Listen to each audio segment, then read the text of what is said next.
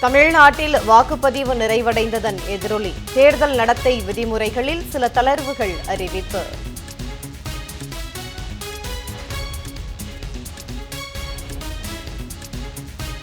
தமிழ்நாடு சட்டப்பேரவை தேர்தலில் 85% வாக்குப்பதிவு. அதிகபட்சமாக கரூர் மாவட்டத்தில் 91.86 விழுக்காடு வாக்குகள் பதிவானதாக தேர்தல் ஆணையம் தகவல்.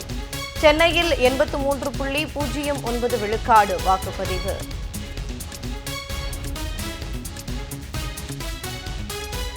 சட்டமன்ற தேர்தலுக்கு பயன்படுத்தப்பட்ட மின்னணு வாக்குப்பதிவு எந்திரங்கள் வாக்கு எண்ணும் மையங்களில் பூட்டி சீல் வைப்பு. மே 4ஆம் தேதி வாக்குகள் எண்ணப்பட்டு முடிவுகள் அறிவிக்கப்படும். வாக்குப்பதிவு எந்திரங்கள் வைக்கப்பட்டுள்ள மையங்களுக்கு பலத்த பாதுகாப்பு.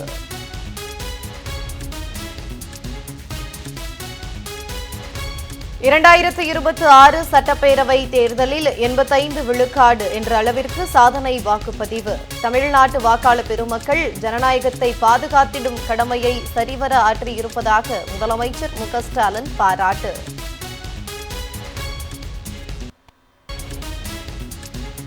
மேற்கு வங்கத்தில் முதல் கட்ட தேர்தல் நடைபெற்ற 152 தொகுதிகளில் 93% வாக்குப்பதிவு.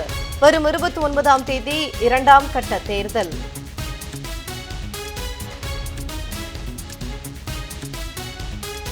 சட்டப்பேரவை தேர்தல்கள் முடிந்தவுடன் பெட்ரோல் டீசல் விலையை உயர்த்த ஒன்றிய அரசு திட்டம்.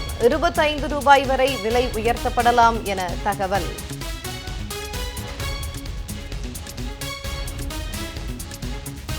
பிரதமர் மோடியை விமர்சித்து பேசினால் நோட்டீஸ் அனுப்புவதா? தேர்தல் ஆணையத்துக்கு காங்கிரஸ் கட்சி கடும் கண்டனம். உள்நோக்கத்துடன் நோட்டீஸ் அனுப்பப்பட்டுள்ளதாகவும் சாடல்.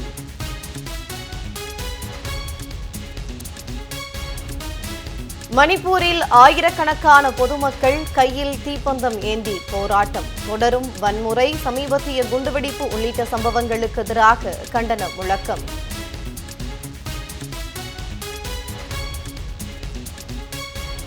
கோடைக்காலம் என்பதால் மின் தேவை புதிய உச்சம். நேற்று ஒரே நாளில் 21,000 மெகாவாட் மின்சாரம் நுகர்வு.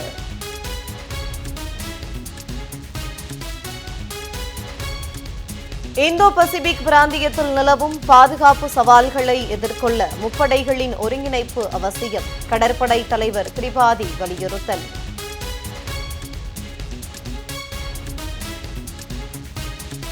தென்கொரியாவில் 40,000 தொழிலாளர்கள் போராட்டம். ஊதிய உயர்வு, போனஸ் உச்சவரம்பை நீக்க வலியுறுத்தல்.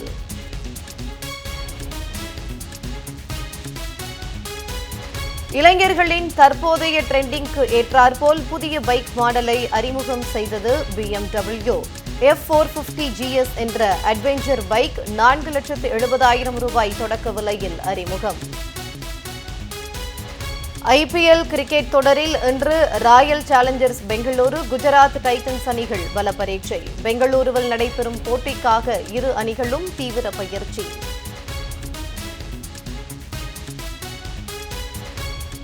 IPL கிரிக்கெட் தொடருக்காக விரைவில் இந்தியா வருகிறார் ஆஸ்திரேலிய வேகப்பந்து வீச்சாளர் மிட்செல் ஸ்டார்க்.